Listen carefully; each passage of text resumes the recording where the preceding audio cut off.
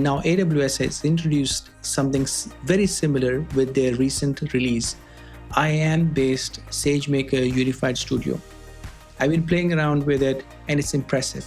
It brings almost the same experience I love in Databricks directly to AWS, working seamlessly with your AWS data. So let's see this in action. When you first log into AWS Console, navigate to Amazon SageMaker. Here you click on Get Started. You only need to visit this one screen. You can click on Auto Create a new role with admin permissions or use your existing role. You can enable S3 table integrations. For encryption, you can choose between AWS own keys or your own KMS key. And click on Setup. This takes a couple of minutes. It's a one-time setup, and once complete, you'll be able to access the Unified Studio. Now the setup is complete. We can click on the Open link here. When you open this link, it will open the Unified Studio experience. Click on Sign In. This uses the IAM role associated with my user, which it automatically created. I could have chosen to select one myself. Now this is the user interface. You can see it created an admin project, and I can go to Manage Projects. I can create a new project with a description and assign the roles that have access to it. But for the sake of this demo, let me show you the features. On the top right, I can see I'm connected as a root user. In the overview, you can jump to different sections, explore the data, build in Notebook, and discover machine learning models.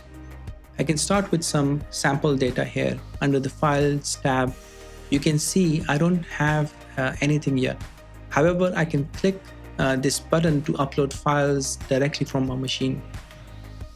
On the left side, we have the Data tab. This shows all the catalogs in my AWS account. Currently, I only have a sample database, the customer churn dataset. I can quickly query this, which jumps to the query editor experience. Here, once it runs, it shows the table itself. You can switch between the visualization as well of the results. Some basic visualizations are available at this point. Now let me create a new notebook from the Data tab. When I do that, this opens the new notebook experience. From here, you can select between Athena SQL, Athena Spark, or DataFrames. You can add additional connections as well. From here, I can simply click Run.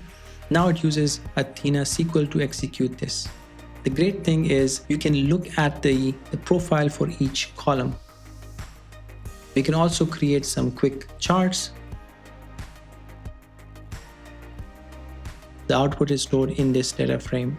From here, you can click on Python, copy this reference, and use it in your Python code. When you run this, it's the same data. You can switch seamlessly between SQL and Python. So for example, I can create a chart and use the specific data frame we created. I can select my x-axis, y-axis, color, and other visual aspects.